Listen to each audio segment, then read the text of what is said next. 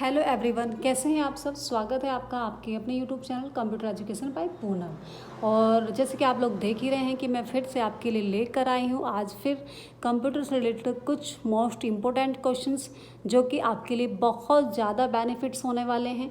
और इनको इस्तेमाल करके आप किसी भी कंप्यूटर से रिलेटेड एग्ज़ाम में अगर बैठेंगे तो ये सभी बार आपके काम आने वाले हैं। तो इनको ध्यान से देखिएगा, समझने का प्रयास कीजिएगा और नोट डाउन ज़रूर कीजिएगा ताकि आगे भी चलकर ही कभी भी आपको क्या कर सके, यहाँ पे आपको फ़ायदा मिल सके इनसे। तो चलिए फिर देख लेते हैं पहला क्वेश्चन क्या है आपके सामने। In which type of computer data are represented as discrete signals. यहाँ पे पूछा गया है कि वह कंप्यूटर का टाइप बताइए जिसके अकॉर्डिंग हम डेटा को रिप्रेजेंटेड कर सकते हैं डिस्क्रीट सिग्नल्स के माध्यम से, यानी कि जिसके अकॉर्डिंग हम क्या कर सकते हैं, हम कोई डिजिट को काउंट कर सकते हैं, गणना कर सकते हैं।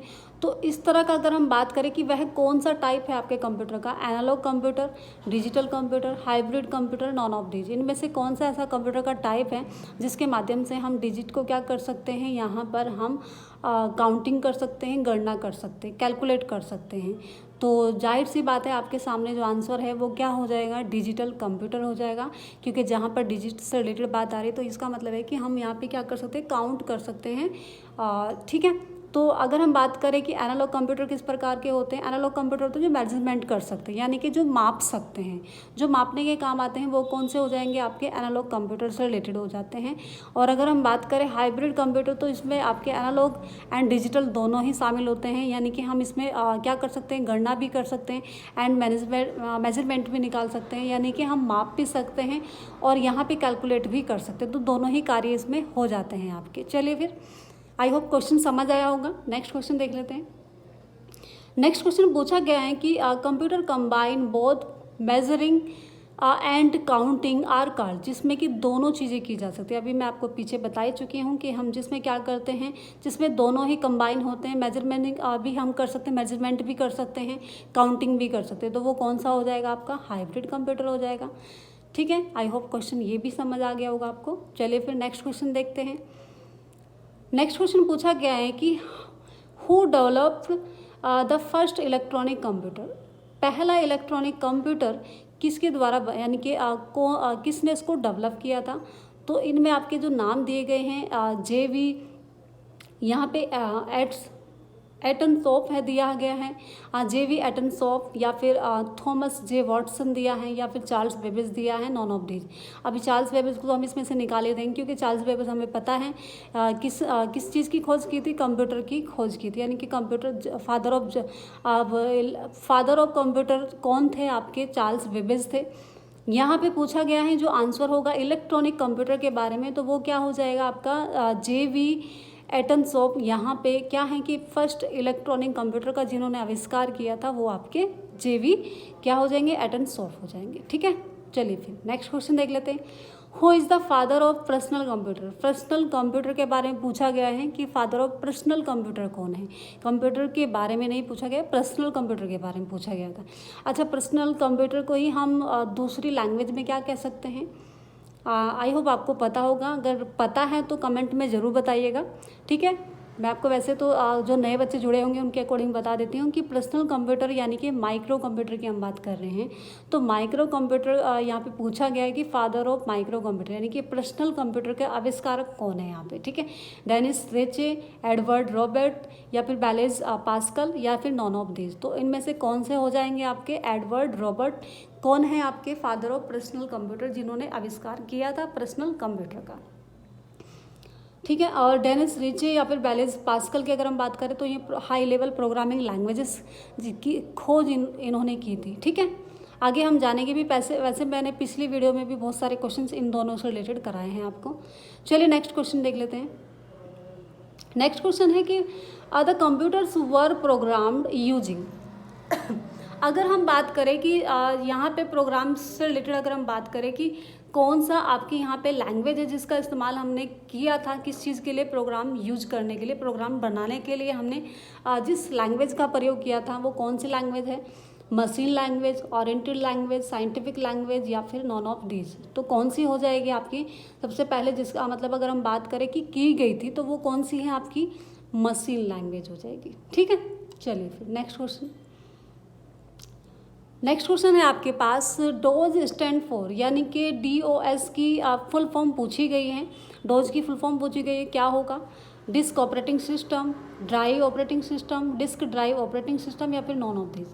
आई होप ये क्वेश्चन आपको पता होगा। तो इसकी फुल फॉर्म क्या हो जाएगी? Disc operating system.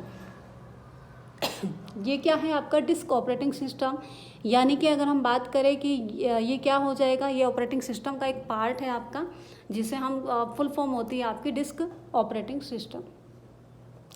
चलिए नेक्स्ट क्वेश्चन देख लेते हैं। नेक्स्ट क्वेश्चन पूछा गया है कि the ability of an OS to run more than one application at a time is called.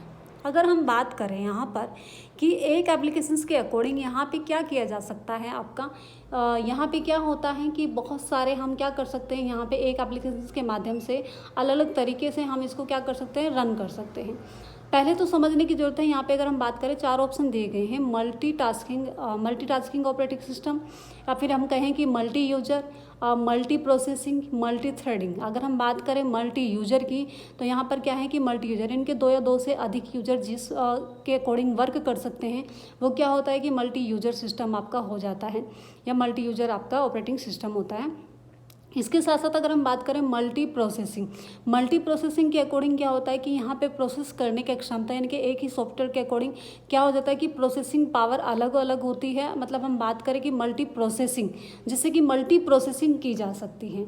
Next आता है मल्टी थ्रेडिंग में क्या है कि आपका अगर हम बात करें मल्टी थ्रेडिंग के अकॉर्डिंग कि इसमें क्या होता है कि एक सिंगल आपका एप्लीकेशन होती है, जिसके माध्यम से क्या होता है कि अलग अलग पार्ट उसके अंदर कन्वर्ट होते हैं, और फिर क्या है कि एक ही सिंगल आपके एप्लीकेशन के माध्यम से अलग अलग पार्ट को जोड़ा जाता है, कन्वर्ट किया जाता है, और फिर वो क्या होता है कि उसको रन किया जाता है। जैसे अगर मैं बात करूँ, आपको बताऊँ कि जैसे MS ऑफिस हो गया। MS ऑफिस में आप देखेंगे कि आपको अलग अलग पार्ट देखने को मिलेंगे। MS Word, Excel, PowerPoint, Access, ठीक है, ये सब आपको अलग अलग पार्ट आपको देखने को मिल रहा है। अब अगर आप कहें कि मुझे तो सिर्फ MS ऑफिस ही MS वर्ड लेना है, तो MS वर्ड आपको नहीं मिलेगा। अगर आप एप्लीकेशन MS ऑफिस की इंस्टॉल कर रहे हैं, तो वो सारी चीज़ें ही आपको एक पूरे पैकेज में मिलती हैं। तो वो क्या होता है कि मल्टी थ्रेडिंग आपका, अगर हम बात करें ऑपरेटिंग सिस्टम के माध्यम से होता है। ये ऑपरेटिंग सिस्टम के बारे में पूछा गया है। और अगर इसके बाद अगर हम बात करें यहाँ पे मल्टीटास्किंग मतलब अगर हम बात करें कि एक ही एप्लीकेशन से बहुत सारे कार्य किए जा सके, तो वो मल्टीटास्किंग होती है आपकी। तो वही बात यहाँ पे पूछी गई है कि run more than one application, एक एप्लीकेशन से बहुत अधिक आप क्या कर सकते हैं, वहाँ पे अधिक से अधिक यहाँ पे उससे वर्क ले सकते हैं। तो इस टाइम, यानी कि एक ही टाइम पर, तो वो कौन सी हो जाएगी आपकी? मल्टीटास्किंग। ठीक है, ये मल्टीटास्किंग ऑपरेटिंग सिस्टम हो जाएगा आपका। Next question, name of the father of computer mouse. यहाँ पे पूछा गया है कि फादर ऑफ कंप्यूटर माउस, यानी कि कंप्यूटर माउस का आविष्कार किसने किया था। यहाँ पे ये क्वेश्चन आपको नया लग रहा होगा, तो अच्छी बात है। ये क्या है कि यहाँ पे पूछा गया है कि माउस का आविष्कारक कौन है। तो कौन है? थॉमस जे वॉटसन है, या फिर डगलस इंगेलबर्ट हैं, या फिर हम पास्कल की बात करें, या फिर रिचे की बात करें। तो आप देखेंगे यहाँ पे जो आंसर हो जाएगा आपका, क्या हो जाएगा? डगलस इंगेलबर्ट, जिन्होंने क्या किया था? माउस की खोज की थी। ठीक है, नेक्स्ट क्वेश्चन देख लीजिए। What was the chief component of first generation computer. यहाँ पे पूछा गया है कि मुख्यतः वो कंपोनेंट्स कौन सा है जिसके अकॉर्डिंग फर्स्ट जनरेशन में कार्य हुआ था, यानी कि फर्स्ट जनरेशन के अकॉर्डिंग वो कौन सा मुख्य कंपोनेंट्स हुआ था या वर्क हुआ था, जो कि हम जान सकते हैं कि फर्स्ट जनरेशन के अकॉर्डिंग आता है। या बात करें कि ट्रांजिस्टर आपके जो कंप्यूटर था, या फिर वैक्यूम और ट्यूब वॉल्स के कंप्यूटर के नाम से आया था, या फिर मिनी कंप्यूटर, या फिर नॉन ऑफ दीज। तो कौन से आपके यहाँ पे कंपोनेंट हैं जो कि आपकी फर्स्ट जनरेशन के अकॉर्डिंग हुआ था?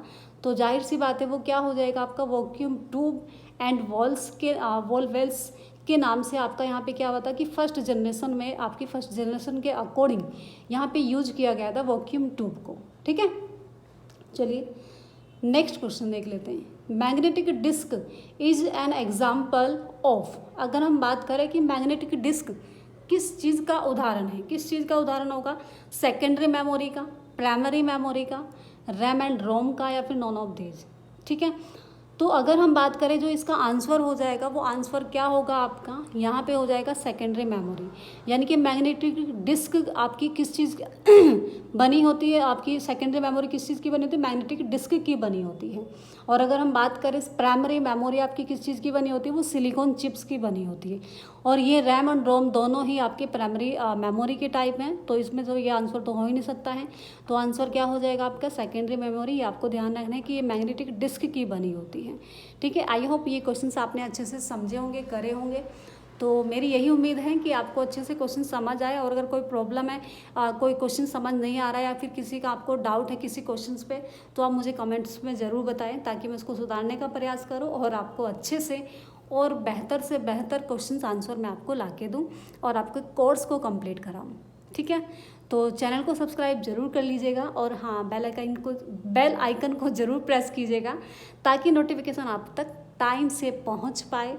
और लाइक, कमेंट्स और शेयर करना ना भूलें। Thanks for watching.